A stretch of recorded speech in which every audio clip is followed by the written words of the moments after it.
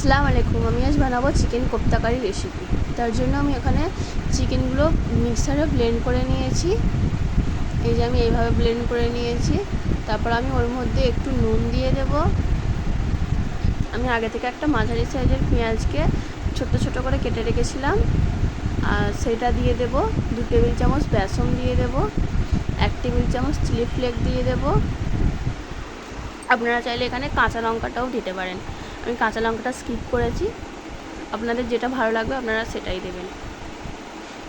তারপর একটু জিরের গুঁড়ো দিয়ে দেবো, একটু ধনে গুঁড়ো দিয়ে দেবো। 1 টেবিল চামচ কাশ্মীরি লঙ্কার গুঁড়ো দিয়ে দেবো, আর 2 টেবিল চামচ সাদা তেল দিয়ে দেবো। সবগুলো দিয়ে আমি ভালো করে হাত দিয়ে মাখিয়ে নেব।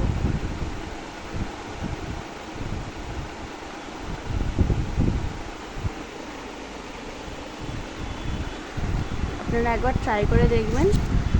বেসনটা বেশি দেওয়া যাবে না, বেসনটা বেশি দিলে জিনিসটা ভালো হবে না। যতটা পরিমাণ মাংস তো সেরকম পরিমাণ মতো দিতে হবে। আমার এখানে 250 গ্রাম চিকেন ছিল, তার জন্য আমি 2 টেবিল চামচ বেসন নিয়েছি। তারপর আমি ভালো করে মাখিয়ে নিচ্ছি। মাখিয়ে নিয়ে আমি হাত দিয়ে ছোট ছোট করে গোল শেপ দিয়ে নেব। আপনারা যেরকম চান আপনারা সেরকমভাবেই শেপ দিয়ে নেবেন। এর থেকে ছোটও করতে পারেন, বড়ও করতে পারেন। আমি এই সাইজের করেছি। আমি এইভাবেই সব কটা চিকেন হাত দিয়ে গোল করে নেব। তারপর আমি কড়াইতে তেল দিয়ে, তেলটা গরম হয়ে গেলে আমি ওর মধ্যে এক এক করে সব ছেড়ে দেব। গ্যাসটা অবশ্যই আস্তে দিয়ে রাখতে হবে। এটা বেশি লাল লাল করে ভাজা যাবে না। বেশি লাল লাল করে ভাজলে এটা কোপ্তাটা শক্ত হয়ে যাবে। তার জন্য যাতে সফট থাকে তার জন্য এটা হালকা আঁচে ভাজতে হবে, একটু সাদা করে। আমি উল্টে পাল্টিয়ে ভেজে নিচ্ছি। দেখুন গ্যাসের ফ্লেমটা অবশ্যই আস্তে দিয়ে রাখবেন, বেশি জোরে দেওয়া যাবে না। এই যে আমার এটা ভাজা হয়ে গেছে। আমি এবার এক এক করে প্লেটের মধ্যে তুলে নেব।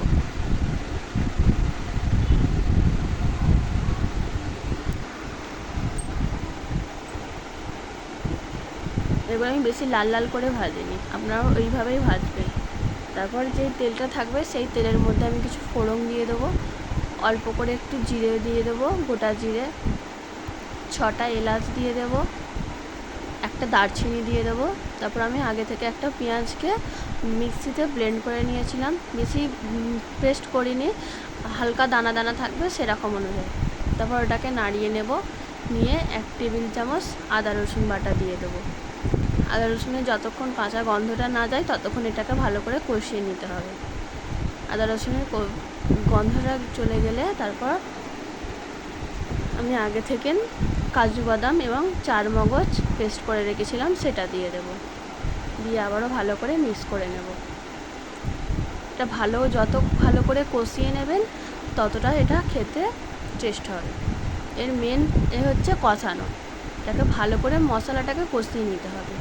এই যে দেখুন আমি যেভাবে কষাচ্ছি, এটাতে একটু টাইম ধরে কষাতে হবে। এটা আমি প্রায় 2 মিনিট ধরে কষিয়ে নিয়েছি মশলাটাকে। এই যে আমার মশলাটাকে থেকে তেলটা ছেড়ে দিতে শুরু করেছে। আমি এর মধ্যে আবার টক দই আগে থেকে ফাটিয়ে রেখেছিলাম, সেই টক দইটা ঢেলে দেবো। আবারও ভালো করে মিক্স করে নেব। আবারও 1.5-2 মিনিটের মতো আমি এটাকে কষিয়ে নেব। এবার আমি এতে অল্প করে পানি দিয়ে দেবো, এতে বেশি পানি দেওয়া যাবে না।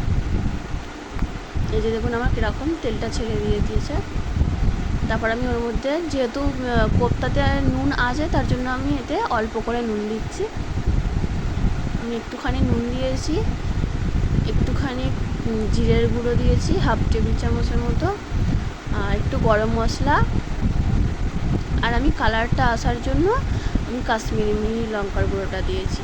আপনারা চাইলে কাশ্মীরি লঙ্কা গুঁড়োটা নাও দিতে পারেন। আমি কালারের জন্য কাশ্মীরি লঙ্কা গুঁড়োটা দিয়েছি এখানে। দিয়ে আবারও ভালো করে নাড়িয়ে নেব। এই যে দেখুন আমার কালারটা কত সুন্দর এসছে। এটা খেতেও দারুণ হয়েছিল। আপনারাও একবার ট্রাই করে দেখবেন, আর ভালো হলে অবশ্যই কমেন্টে জানাবেন। যে দেখছেন চ্যানেলটা অবশ্যই সাবস্ক্রাইব করে দেবেন। এটাকে ভালো করে কষিয়ে নিতে হবে 1 মিনিট ধরে। আবারও আমি এর মধ্যে আবারও একটু পানি দিয়ে দেবো। এটাই বেশি ঝোল হবে না, এটা একটু গ্রেভি মতন হবে, বেশি পানি দেওয়া যাবে না এতে।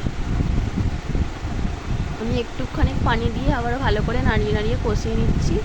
তারপর আবারও একটু পানি দিয়ে দেবো, দিয়ে আমি ভেজে রাখা কোপ্তাগুলো একটা একটা করে দিয়ে দেবো এর মধ্যে। এটা ফুটে গেলে কোপ্তাগুলো ঢেলে দিয়ে আমি চাপা দিয়ে 10 মিনিট রেখে দেবো। গ্যাসটা অবশ্যই লো ফ্লেমে দিয়ে রাখতে হবে, লো ফ্লেমে দিয়ে 10 মিনিট ঢাকা দিয়ে রেখে দিতে হবে। তারপরে এটা রেডি হয়ে যাবে।